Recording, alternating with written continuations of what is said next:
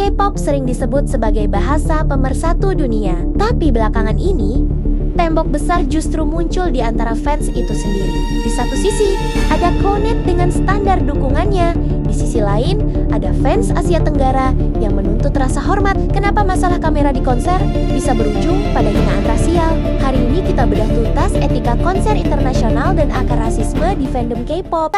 Entitlement. Nah, sekarang pertanyaannya, kenapa sih para fanset ini nekat bawa kamera gede meskipun sudah dilarang? Jawabannya ada satu kata, entitlement, atau rasa punya hak istimewa. Di Korea, hubungan fansite sama agensi itu unik. Mereka sering dibiarkan motret karena hasil fotonya bikin idola makin viral. Jadi, ada kebiasaan pembiaran yang akhirnya bikin mereka merasa punya privilege lebih dibanding fans biasa. Tapi masalahnya, kebiasaan di Korea ini dibawa ke negara orang lain, kayak di Malaysia atau Indonesia.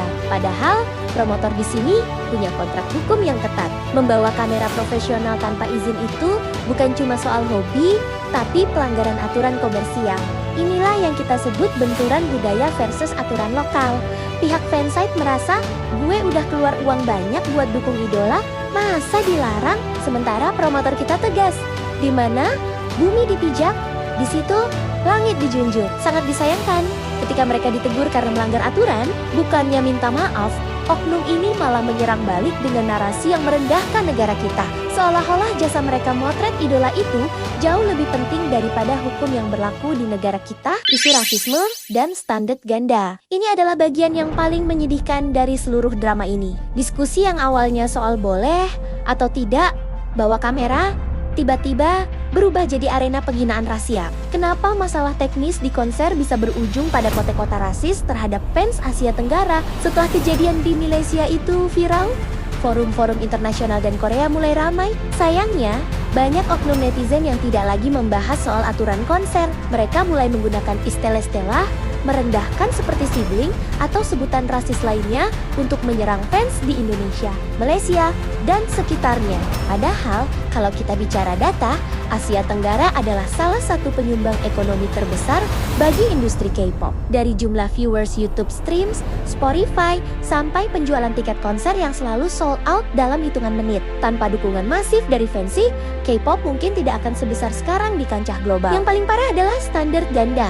Kalau fans internasional melakukan kesalahan kecil, hujatannya bisa berbulan-bulan. Tapi, ketika oknum dari negara mereka melanggar hukum di negara kita, mereka justru berlindung di balik kata dedikasi.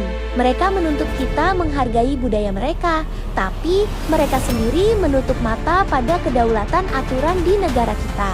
Ingat, rasisme bukan lagi soal pendapat. Rasisme adalah bentuk diskriminasi. Mengkritik petugas keamanan yang mungkin kasar, itu hak kalian.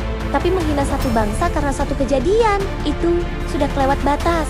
Kesimpulannya, drama ini bukan cuma soal kamera, tapi soal rasa hormat. K-pop sudah jadi industri global, jadi aturan di tiap negara wajib dihargai. Nggak ada alasan dedikasi yang bisa membenarkan pelanggaran hukum, apalagi rasisme. Menurut kalian, gimana cara mutus rantai rasisme di fandom ini? Komen di bawah, tapi tetap sopan ya. Jangan lupa like dan subscribe.